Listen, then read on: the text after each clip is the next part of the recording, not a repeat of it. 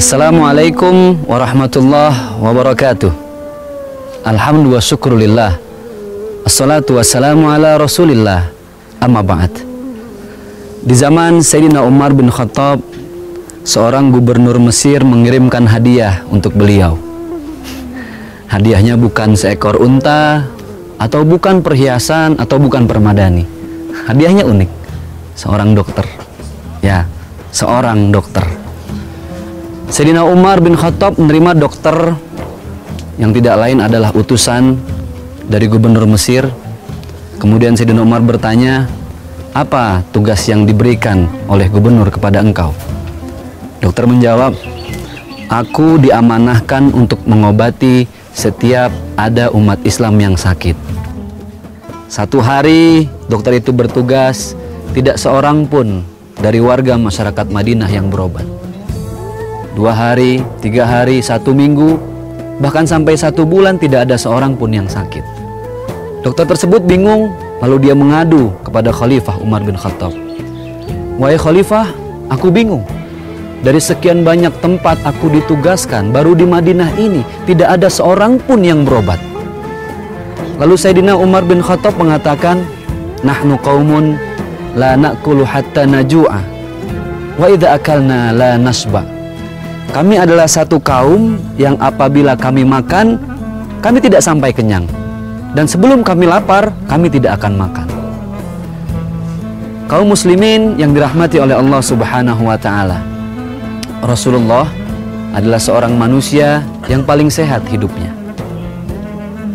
Apa yang disampaikan oleh Sayyidina Umar bin Khattab adalah contoh yang langsung diberikan oleh baginda Rasulullah SAW kepada umatnya. Untuk makan, tidak sampai kenyang, dan tidak makan sebelum dia lapar. Bulan Ramadan adalah bulan yang mengajarkan kepada kita untuk menahan rasa lapar dan haus. Orang yang lapar biasanya akan merasakan perih yang begitu dahsyat. Rasa empati timbul, sehingga dia merasakan apa yang dirasakan oleh tetangganya. Sahabat yang kelaparan, kerabat yang mungkin belum makan berhari-hari, dia ikut merasakan. Inilah salah satu hikmah dari bulan puasa.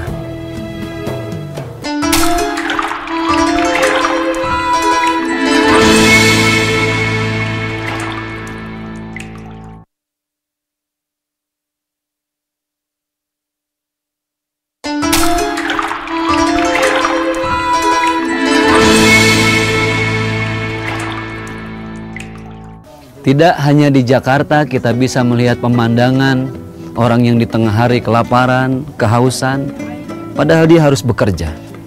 Di Poi Kailan kompleks ini, di kampung Bukhara, di negara Uzbekistan yang begitu indah dan eksotis ini, di tengah Ramadan, di terik tengah matahari, orang banyak berlalu lalang, menahan lapar, menahan haus. Kenapa? Satu, mereka ingin belajar bagaimana perihnya orang yang kelaparan. Maka dari itu, orang yang melewati 1 Ramadan secara penuh, berpuasa dia 1 bulan, maka dia bisa mengambil hikmah bahwa lapar adalah salah satu cara agar kita bisa merasakan penderitaan orang lain. Merugilah orang yang lapar sekedar lapar, tapi dia tidak mendapatkan pahala apa-apa. Hausnya sekedar haus, tapi justru dia tidak mendapat ganjaran apa-apa dari Allah Subhanahu wa ta'ala. Illal ju' wal atos. Yang dia dapatkan hanya dahaga dan lapar saja. Maka petiklah hikmah sebanyak-banyaknya di bulan Ramadan ini. Yakinlah bahwa di balik rasa lapar yang sedang kita rasakan, rasa dahaga yang begitu dahsyat di tengah aktivitas kita, ada sebuah hikmah yang diinginkan oleh Allah Subhanahu wa ta'ala. Ya, pelajaran hidup untuk kita semua. Belajar untuk merasakan penderitaan orang lain, berempati. Karena hidup tanpa mampu merasakan penderitaan orang lain, kita egois. Lihat Rasulullah SAW tidur hanya di atas pelepah kurma. Sayyidina Umar pernah menangis melihat keadaan tersebut. Wahai Muhammad, tidakkah engkau melihat Raja Persia tinggal dalam istana, tidur di atas singgasana, tapi engkau hanya tidur di atas pelepah kurma? Anta Habibullah, engkau ini kekasih Allah wahai Muhammad. Kenapa engkau tidak meminta kepada Allah untuk menurunkan segenap kekayaan Allah untukmu semua? Karena engkau kekasih Allah. Apa kata Rasulullah? Wahai Umar, hidup ini hanya titipan. Semua akan diambil oleh Yang Maha Kuasa, Allah Subhanahu wa Ta'ala. Hikmah lainnya dari bulan Ramadan adalah kesadaran diri bahwa setiap kita akan kembali kepada Allah. Jangankan sekedar harta, jangankan cuma jabatan, bahkan nyawa yang ada di dalam jasad ini kita tidak pernah tahu dia akan kembali kepada Allah. Ya Allah biha, ya Allah biha, ya Allah bihusnil khatimah.